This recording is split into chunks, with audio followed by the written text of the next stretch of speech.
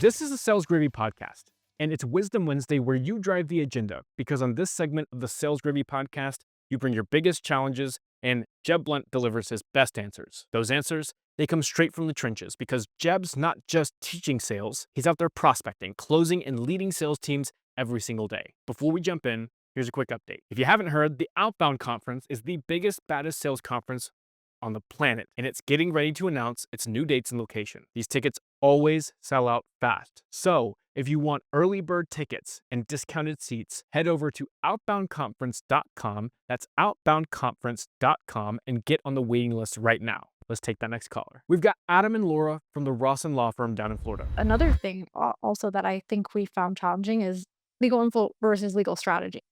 Because for our particular criminal defense or any attorney, I think that that's something that we have to be very mindful of. But the attorneys want to give away everything for free, as you know, as you mentioned. And then even some of the people in intake are like, well, how are we going to do this without talking anything about legal, without giving legal strategy? So I think that's something that would be great to talk about. Especially since we've been so conditioned that we do strategy sessions. That's one of our differentiating factors. For me, it was so interesting. So I'm the one that put together the criminal, our little criminal mastermind group of 9 law firms. But, we don't have a leader. It's run like a peer group. But I put it together. And when you're there, when you were there and we're doing our thing, I'm sitting there and I'm going, okay, my firm, the size of my firm, the revenue of my firm is kind of the inflection point of everybody in this room who's larger than me has a non-attorney sales team. Myself and everybody who's smaller than me has an intake plus a legal team. We brought you in and went with the intention to switch. I was so convinced that this was the right move, and it was such a great thing to actually see it there. But for us too, the biggest piece is moving from the we give it all away. We are professorial. We show our talents and our knowledge, and how can they not want to hire us because we're so brilliant, right? And but that's not scalable. You're exactly right. And by the way, we have the same problem in my space. I mean, we're training and consulting. So when the trainers are on sales calls, when they are, and I am too, it's really hard not to like show all of our cards or to teach people on the calls. And what I've learned over the years is the more that we do that, the lower our closing ratio. The less information we give, the higher our closing ratio. If we just focus on let's understand the problem, let's get them to trust us, those 5 decisions we talked about. Do I like you? Do you listen to me? Do you make me feel important? Do you get me in my problems? What trust and believe you? When we're answering those questions for our potential clients, they're more likely to sign. Some of it's just because we overwhelmed them. Some of it's because, we're telling them everything and they just can't really understand it because we're out of context. So when you think your non-attorney salespeople, the hardest thing for them is you've got to help them manage the questions they ask and how they say, no, I can't give you that information in a way that's not saying no. When they're saying, that's a really, really good question. And that's exactly why we need to get you booked with an attorney so that you can sit down with a professional who can walk you through that strategy. Let's go ahead and get you signed up. Let's go ahead and get you ready to go or a contract over. So then now the person is signing up and then the value that you give that, like you said, that all that strategy, we're getting paid for the work that we got trained for and that we're good at. I mean, that's the entire value of your firm. And the lawyers can't help themselves. Like that's what they're going to do. Well, neither can their intake team because they've been conditioned that way. Yeah. And no one can see it. No one can envision it. So me and Adam are like, we have this vision, and everyone else is like, I don't see it. Oh, see, I haven't even heard that. So, Lara, they're giving some pushback on that? Well, they're That's just very good. unclear. Right. They're unclear as to how we can sell without giving legal information, without going, oh, let me go to the clerk of court and see like what's going on with you, and let me give you all this information and help you out in every way I can. The key is teaching them how to ask questions and bring the person through a process. You're bringing them right through a process where you're connecting, you're learning about them, you're getting them talking about their fears, the things. Remember we talked about unpacking fears? You're helping them articulate what they want. And then you're building a quick value bridge to why they should sign with your firm. And then you're asking them to make a commitment. The information is your leverage.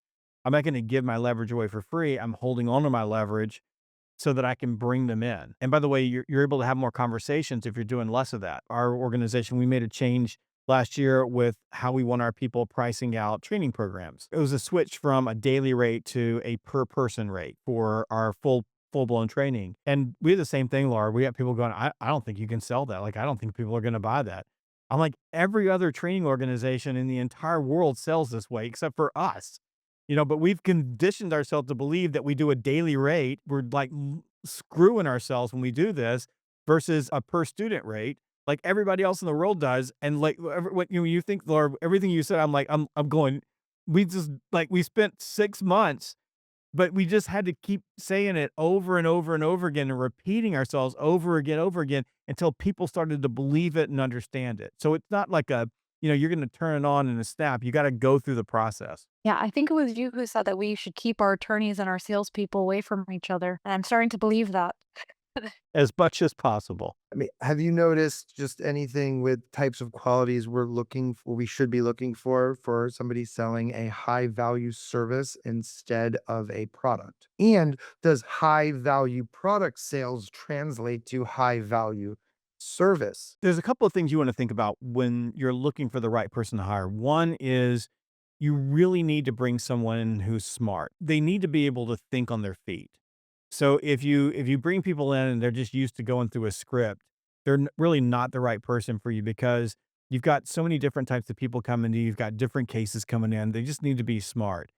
They also need to have a high level of emotional intelligence. There's a balance here because I'm going to explain something that's going to make it a little bit weird, but they need to have a high level of emotional intelligence so that they can very quickly connect with other people and build a relationship.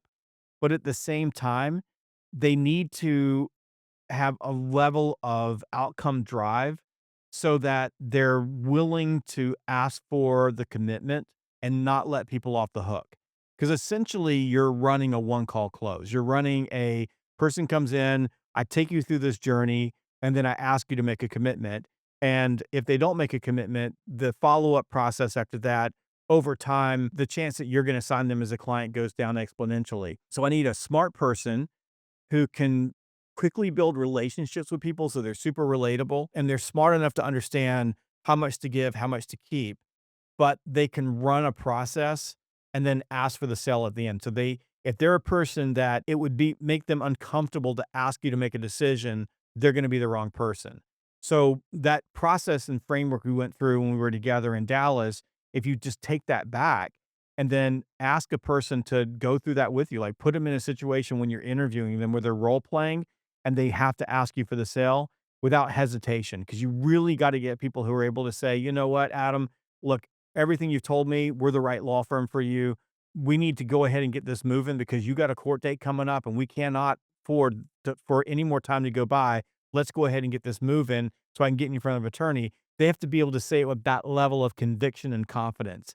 And those are special people that can do that. If you get people who are too far outcome driven, they're just going to be schmucks that pressure people and strong arm people and destroy your reputation.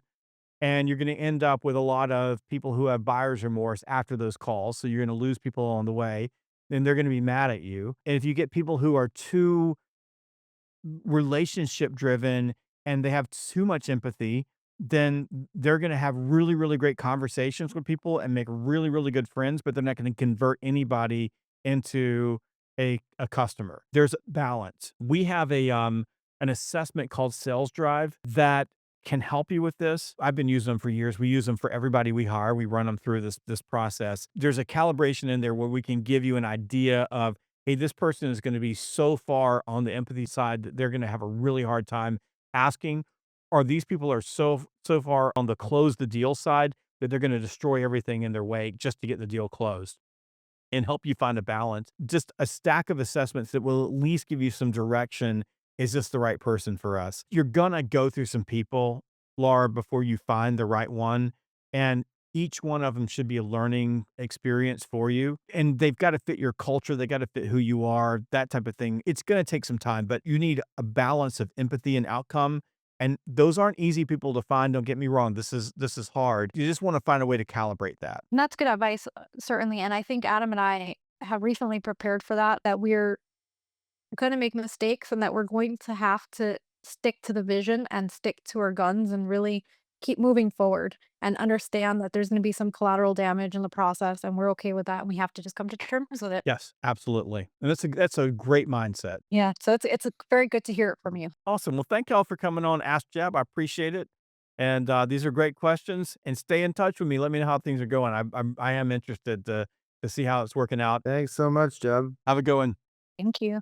You too. If you've got a question for the show, go to salesgravy.com/ask. That's salesgravy.com/ask. And it's easy as filling out that form. One of our producers will reach out to you and schedule your session with Jeb. Now let's wrap up this podcast with a quick thought. Adam and Laura's follow-up question hit on one of the most critical challenges facing professional service providers, the curse of expertise. Here's the brutal reality. When you're brilliant at what you do, your natural instinct is to prove it by giving away everything for free. But that's exactly what's killing your close rates. Think about it. Every piece of strategy, every legal insight, every bit of professional advice you give away during the sales process is leverage. Here's what separates elite professional service providers from the pack. They understand that information is currency, not charity. The goal of your sales process isn't to solve their problem, it's to help them recognize that they have a problem worth paying to solve, and that you're the right person to solve it. Your non-attorney sales team needs to master the art of intelligent deflection. When a prospect asks your sales team for strategy, they shouldn't say no. They should say, that's exactly why you need to get in front of one of our attorneys who can walk you through that strategy properly. Let's get you signed up. Remember this golden rule: connection before content. Focus on understanding their fears, helping them articulate what they want, and building trust through the 5 fundamental questions every buyer asks. Do I like you? Do you listen to me? Do you make me feel important? Do you understand my problems? And can I trust and believe you? And here's the hard truth about hiring sales talent for high-value services. You need people who can balance empathy with outcome drive. Too much empathy, and they'll make great friends but no sales. Too much aggression, and they'll pressure people into buyer's remorse. You're looking for that rare combination of emotional intelligence and confidence when closing. So, stop giving away your leverage for free. Your expertise is your competitive advantage. Save it for paying clients. Because at the end of the day, the best way to help prospects is to get them to become clients first. This is Jeb Blount Jr., and remember, when you're tired, you're worn out, you're ready to go home for the day, always make one more call. Catch you next time on the Sales Gravy Podcast. Hey, I'm doing a happy dance because you watched this video. Make sure that you click like and subscribe so that you never miss one of our amazing sales training videos.